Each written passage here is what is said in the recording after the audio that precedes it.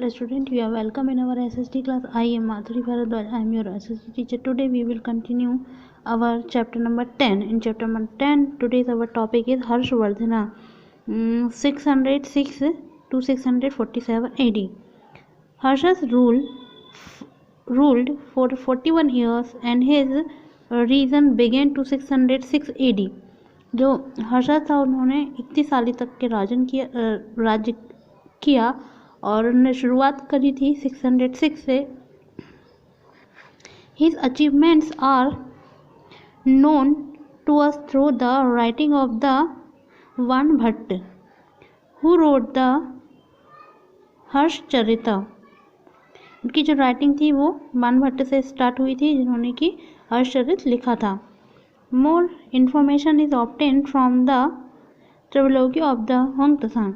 और इससे ज़्यादा जो इन्फॉर्मेशन है वो होंग-त्सान के द्वारा लिखी गए इंस्क्रिप्शन से होती है. चाइनीज़ ट्रेवलर, जो कि होंग-त्सान जो था वो एक चाइनीज़ ट्रेवलर था. Harsha's empire extend from the Punjab, Kashmir and Nepal in the north.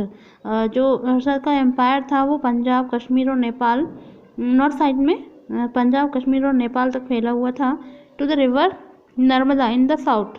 Kannauj was the capital city. Kannauj जो थी वो कैपिटल सिटी थी. Was developed as a culture centre, और वो उस समय की कल्चर सेंटर भी कही जाती थी. The traveller all over his kingdom were very popular among his subject and he followed the Buddhism and built stupa. और वो बुद्धिज्म को फॉलो करता था और मतलब बुद्ध का अनुयायी था और उन्होंने स्तूप बनवाए थे. And monasteries and he organise the fifth Buddhist council in 643 AD. उसने बुद्धिस्ट काउंसिल की 643 AD में. अराउंड द 20,000 पिलग्रिम्स, और लगभग 20,000 पिलग्रिम अटेंड किए थे, मतलब धार्मिक यात्रा, assembly. And Hiuen Tsang president over the assembly. And Harsha's death brought the curtain down on the kingdom. जो हर्ष की जो डेथ थी वही किंगडम को डाउन की ओर लेकर के गई. इसके बाद हम देखेंगे the Chalukya. After the decline of the Vakatakas, the Chalukya dynasty come to the power. इसके बाद चालुक्य डायनेस्टी आई, establish the capital the Vatapi और Badami, and play a important role in the history of the southern India. Southern India की history में बहुत बड़ा role था for the several countries.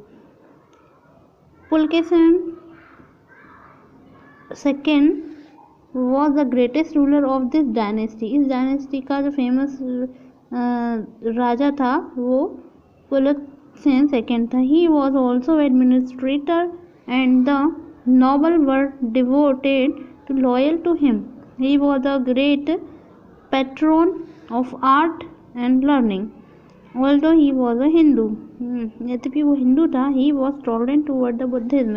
फिर भी वो बुद्धिज्म और जैनिज्म को मानता था. And give the donation for the construction and maintenance of Buddhist monastery. और बुद्धिस्ट के लिए वो बुद्धिस्ट और जैनिज्म के लिए वो डोनेशन दिया करता था. तो पल्लवास, और पल्लवास के बारे में पढ़ेंगे. Pallavas establish there kingdom in 6th century AD and made the Kanchipuram as their capital, and they ruled for 60 years, were constantly at the war and Cholas and the Pandyas. जो पल्लवास थे उन्होंने अपना किंगडम जो है वो 6th सेंचुरी में establish किया और कांचीपुरम को अपनी कैपिटल सिटी बनाया और 60 सालों तक रूल्ड किया. चोलास और पांड्यास जो थे वो कॉन्स्टेंटली वार करते रहे उनके साथ में, मतलब कि युद्ध करते रहे. Mahendra Varman first was the first Pallavas. Mahendra Varman first Pallavas ruler था एंड वो defeated by the Pulakeshin second. वो पुलकेशिन के द्वारा हारा गए थे. Who himself as later defeated by the Narasimha Varman. और कुछ समय के बाद वो उसे डिफीट हुआ था. Pallavas veteran Dravidian art, and they built the shore temple and the Rathas or the Mahabalipuram. They patronized Sanskrit scholar and also supported the growth of the Tamil language. मतलब उन्होंने इस चीज़ के लिए तमिल लैंग्वेज की ग्रोथ के लिए बहुत ज़्यादा सपोर्ट किया. And there were the saints who roamed around the singing and sang the praises of God.